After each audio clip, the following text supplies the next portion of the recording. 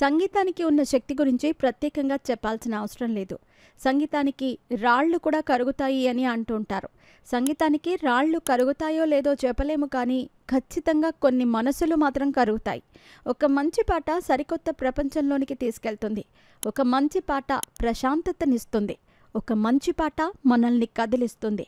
ఇక ప్రస్తుతం తెలుగు ఫిల్మ్ ఇండస్ట్రీలో ఉన్న ఫీమేల్ సింగర్స్‌లో ది బెస్ట్ సింగర్ అంటే డౌట్ లేకుండా గుర్తొచ్చే పేరు సునీత.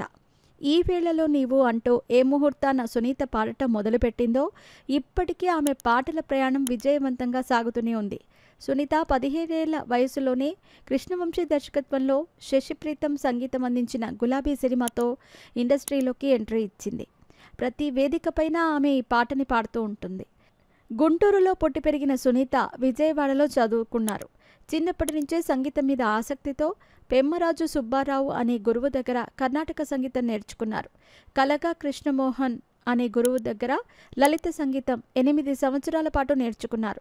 అలానే గురువుగారితో పాటు త్యాగరాజ ఆరాధన ఉత్సవాలలో పాల్గొనేవారు సునీత. కృష్ణవంశీ దర్శకత్వంలో వచ్చిన గులాబీ సినిమాలోని పాటతోనే సునీత ఫేమస్ అయిపోయారు. తెలుగు, తమిళ, కన్నడ భాషల్లో దాదాపుగా 3000కు పైగా పాటలను పాడారు. కేవలం పాటలను పాడటం మాత్రమే కాకుండా 750 సినిమాలకు పైగా డబ్బింగ్ చెప్పారు. చూడాలని ఉంది, నేనున్నాను, ఆనంద్, గోదావరి, హ్యాపీ డేస్ వంటి సినిమాలకు సునీతకు విపరీతంగా పేరు తీసుకొచ్చాయి. ఇప్పుడు చాలామంది ఇన్‌స్టాగ్రామ్ రీల్స్ చేస్తూ ఉంటారు. వాటిలో చాలా మటుకు సునీత డబ్బింగ్ చెప్పిన సినిమా డైలాగులే ఉంటాయి. ప్రతి మనిషి జీవితంలో ఎత్తు పల్లాలు ఉన్నట్టు సునీత జీవితంలో కూడా ఎత్తు పల్లాలున్నాయి. తెలుగు ఫిలిం ఇండస్ట్రీలో మంచి సక్సెస్ సాధించిన టైంలో సునీత 19 ఏళ్లకు కిరణ్ అనే వ్యక్తిని పెళ్లి చేసుకుంది.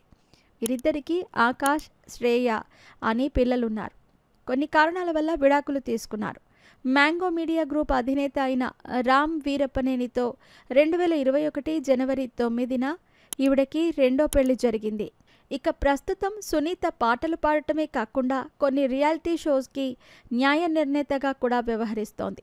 ఎన్నో రియాలిటీ షోస్కి పనిచేసిన సునీతకి రీసెంట్గానే పాడుతా తీయగా అనే షోలో ఒక కంటెస్టెంట్ చేసిన ఆరోపణలు కొద్దిపాటి వ్యతిరేకతను తీసుకొచ్చాయి. సునీత అంటే ఎంతమందికి వ్యతిరేకత ఉందో తెలియదు కానీ, ప్రవస్తి అనే సింగర్ సునీతపై చేసిన కొన్ని కామెంట్స్ తర్వాత చాలామంది సునీతను తిట్టడం మొదలుపెట్టారు. కొత్త టాలెంట్ని ఎంకరేజ్ చేయకుండా రాజకీయాలు చేస్తున్నారంటూ ట్రోలింగ్ కూడా ఎదుర్కొన్నారు. అయితే వీటన్నింటికీ కూడా సునీత తనదైన శైలిలో సమాధానం చెప్పారు. ఇకపోతే సునీత సింగింగ్ టాలెంట్ గురించి కొత్తగా చెప్పాల్సిన అవసరం లేదు. ఆమె గోదావరి సినిమాకి పాడిన అందంగా లేనా అనే పాట ఇప్పటికీ చాలామందికి విపరీతంగా కనెక్ట్ అవుతుంది.